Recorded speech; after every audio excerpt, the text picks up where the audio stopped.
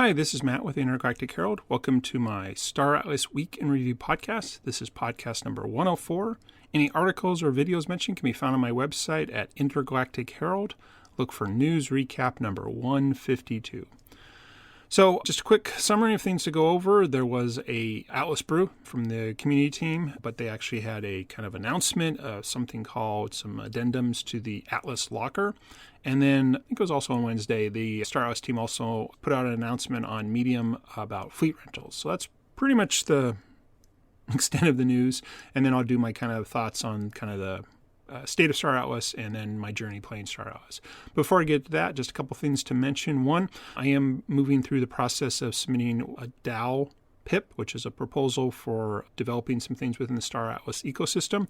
It's for in-person community meetup platform. So if you go to the Star Atlas Discord, look at the DAO section, and this time it's actually in draft PIPs. You'll see that. Again, my name's there, in-person community meetup platform. Totally would love to hear any feedback, any suggestions to refine before it goes to the next phase. So greatly appreciate any input. Also, I do have a Star Atlas merch store. It's very small right now. It's called Intergalactic Gear. It can be found at intergalacticgear.com. So far, just mugs, a couple wall art in the form of posters that match the Star Atlas, what were they called? Rebirth posters. So hope to put more posters up and develop some other products, but kind of working on that PIP. And then do have the idea of starting a Star Atlas gaming community called Intergalactic Coalition. It's basically for gamers that aren't a member of any of the official Star Atlas guilds, and who would prefer a kind of more asynchronous communication platform as opposed to the Star Atlas Discord, where, again, it's mainly chat. So if you go to intergalacticcoalition.com, fill out the interest survey there. Once you get enough people that are interested, I'll go ahead and start working on that platform. So as I mentioned, there was only kind of really two things that were mentioned. One was in the Atlas Brew, Michael Wagner, the CEO, came on to talk about an addendum to the Atlas locker. So I'm not 100% sure they showed, well, actually I should back up. First, it wasn't an official announcement. It was more to start gathering community feedback before they release it and or don't release it or change it. He did mention kind of at the end that it will require some development time to implement different things. So it sounds like there's a document because they were showing something, but kind of hard to read on share. Though, again, great thanks to Star Atlas TV for recording it, but again, not really, small text shared on a screen. So it's not the recorder's fault. It's that, they didn't want to release the document, I guess. But anyways, they talked about it, and so they did go over different things. Now, I was kind of sort of paying attention, but I do admit once they said, well, we're looking for feedback and stuff, and I kind of understand what the current Atlas locker does in the sense that if you stake your Atlas tokens, you get discounts in the Star Atlas marketplace for fees. Sounds like they want to expand that with different levels, some other benefits or whatever. But yeah, I mean, I'm overall agree with the idea, but hard to get too excited since it's just been in the community feedback phase. But anyways, it was great they were sharing, and I'll kind of talk a little more of my thoughts in a second. And then they was alluded to at this one, and again, originally it was announced that this Star Atlas brew would have been about fleet rentals, but later in the day, the Star Atlas team did have an announcement of the fleet rentals. It's a Medium article. If you go to my website, intergalacticherald.com, look for news recap number 152, you'll find an article, or I'm sure you can search on Medium and find Star Atlas there. So they did go over kind of the general ideas. Most of the article was more about scenarios that may occur. They did kind of talk about the mechanics of how it would work, but feels like we've heard more of the details before. So again, but they put a date. I'm pretty sure it was early March. So sounds like everything's ready to go from the back end and just starting to announce it to the community. So I think, again, that was great. It was one of the features they had been talking about that is, quote, near. So the fact that, early March, that's a great rollout. So anyways, that was pretty much it on the content front. Yeah, other than things in my newsletter or my news recap was AFIA puts out their weekly newsletter, so you can definitely take a look at that. Again, get the things that happened the past week. Oh, haven't watched it yet, but it's in the links. Beyond the Horizon did his take on the fleet rental announcement, so I'll be listening to that this weekend. But yeah, that's pretty much it on the content. So moving into my next section, kind of my state of Star Atlas. Yeah, talking about the Atlas locker. yeah, again, like I kind of alluded to, not having access to the document to be able to read, and they were kind of skimming it. So again, nothing wrong. It's just hard to get too engaged when, again, it's just the first release preview. May or may not happen, may happen some point, needs more development time. So, but I think as a general concept, the idea of, I don't want to say investment, but more of showing your support of something through the staking mechanism, which then has some time commitments, whether it's Atlas, I think it wants you to unstake it to get back. It takes like 21 days, Pulse Locker being a different mechanism. But the idea of if you, and I think this was mentioned, and this was actually kind of, I think really an interesting way to look at it, is if you earn Atlas in the game, which is pretty much what we're trying to accomplish. I mean, again, I admit I'm trying to grab a ship, but most of the people are doing the infrastructure contracts and the LP rewards, which I'm pretty sure both those result in Atlas. If you then take those gains and basically kind of, I guess, reinvest back into the game by locking it, and then that gives you perks or levels for reduced fees or something like that, it does feel right. Now, this is the part of the kind of the economic stuff that just isn't my thing nor my interest, but it's like, does that help the price? Does that encourage more playing? Yeah. And again, they're way smarter people than I in the team and in the community that knows the benefits of all this. So yeah, so it all sounds good. The idea of improving the benefits, taking what is currently existing within the locking Atlas and giving more reasons to do it, that obviously seems good. And again, if there's benefits, yeah, it all seems good. So overall, I mean, I think it's a good development. I mean, it's a good thing. It's something we can do now, something that could happen now. Definitely interacts with the Sage as opposed to the shooters or the racing game in the UE5 engine. So again, all kind of good. I think there was also some alluding to that this may, or maybe I'm confusing with Free I don't know. But, again, encourage others to start coming in the community that aren't just the traditional gamers, maybe more of the crypto people that sees this as opportunity. So again, I don't see any downside to any of this. So it's just hard to follow. And again, couldn't read my leisure type of thing. Again, they were just summarizing and couldn't really, or highlights maybe. So, and then the other thing that did come out is the fleet rental. So again, there's an announcement date. So I assume if you're putting a date on it, it's ready to go, subject to, I'm sure there might be some bugs, but again, that's to be expected. So I think overall, great new feature, something people have been talking about for a long time. So again, other terms like scholarships, or I thought they had another term they used for kind of the idea, scholarships. Anyways, the idea that there could be people who don't have enough money to invest to buy a fleet to then do things, so they can basically rent it, so you can kind of have a smaller or lower entry point to be able to play with a larger fleet. The idea that some people have larger fleets but don't have the time. So again, it could be definitely a win-win situation. Will be interesting to see the actual mechanics, but again, I'm sure this has been tested because we did see some early previews of the actual operation, I think at the town hall that occurred at the end of December. So yeah, and I almost want to say they mentioned that this was a third party that they were working with or something, but I'm not sure about that. So it doesn't really matter. I mean, they're using third parties to develop the UE5 game, so that's fine.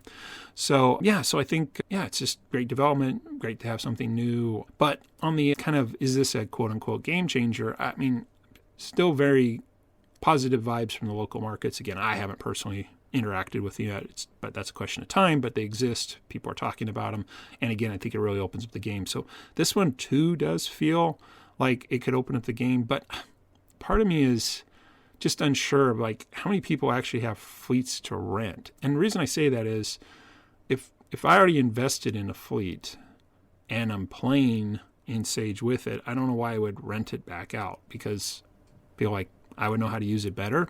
So I think, again, that's an aspect. On the other hand, are there people who are willing to rent who actually know what they're doing so they can actually maximize the fleets? Because again, we don't know the specifics, but I'm like, is the person renting the fleet guaranteed a return because the person rented it? And if they don't make anything from it, then at least you still get your initial fee, but you don't get any bigger benefits. So again, I think there's obviously more to learn, but again, initial announcement, much could come out before the product actually goes live. The other thing is there enough people? And one thing this has always been talked about is this will get people to finally leave the faction fleet and move on over to active play. And on the surface, that totally sounds right. As I mentioned in the past, I've been staying in faction fleet only because of lack of time to move. And again, I don't have a ton of ships. But if people have, shall we say, lost interest in Star Atlas, short of selling their ships, which again, seems like they could have done, but if they had bought it at original price and now it's worth a fraction of that, you may not care about recouping the minimal, and you just say, well, it's already gone. So one, do those people even know this is coming? Have they been even following the community? Unlike, say, a traditional thing where you might have some contact information. Of course, wallets are just wallets. You can't send messages to a wallet. So those people may not even know. So, but in the end, it doesn't matter because we'll see. It's a great feature. Definitely people have been asking for a feature like this for a long time. So simply having it, whether it's a game changer or better for the future, whatever, I mean, we'll see, it depends. But yeah, so I think those are just some of the interesting things to be watching for as it goes forward. Yeah, so, but again, overall, good feature. Just see how many people are actually interested in doing it. So moving on to the final section, kind of just my journey. So I decided to kind of throw in the towel a little bit on my whole mining hydrogen to craft it to fill my transport fleet. It just wasn't keeping up, and even my claim stakes couldn't keep up. So definitely need a lot more fuel. So I decided just to stop that one ship because in a sense I was doubling the number of transactions, so why do it? So I sent that one back to the faction fleet to start just earning Atlas again, and then I took the main fleet once it ran out of fuel, so it stopped at the Central Space Station, so I just switched that to start mining hydrogen and stockpile that up, and then I'll just do one large single transaction to have that all crafted into fuel and then send the fleet back out to do the transport. So that one sounds good. And again, I know I say this every week. Someday I'm going to look at local markets and all this, but yeah, should. But I did see one thing pop up in the Star Atlas Discord. Apparently the Mamba X supply to redeem, not craft, in the game is disappeared. And then there was the thought they said they would change the recipe. And I'm like, but I calculate everything based on, well, yeah. So at first I thought I kind of frustrated, but then I realized that they never promised that it would never change, so you can't totally get upset. And the ships, at least the Mamba X and the Max Hog, they never said these are the crafting. Again, this whole idea of ship blueprints and then you put resources in and out pops a ship. So that's not what this is. It's more, again, redeeming. So the fact they want to change the recipe, I guess I really can't be too upset about that. The only downside is I'm sure the recipe will get harder. So, I guess this is the problem of having a smaller fleet and taking months to even get one. I guess I'm on the second out of, I can't remember, 6 or 7 resources. So, oh well.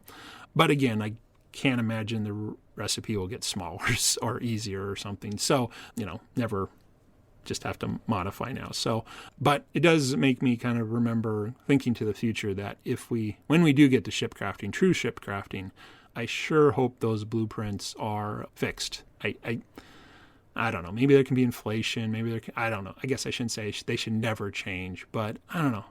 I guess if it changes, maybe here's the way. I'd be okay if the ship crafting blueprints change, is if they change for things that are common in a economy. So, how can I put this? Yeah, because I'm about ready to say like a car, but see, a car changes. I mean, year to year they put new features on it, so you don't have no expectation the price will stay same year over year. Yeah, okay, so I guess that's the key. So first thing would be the ship can't change.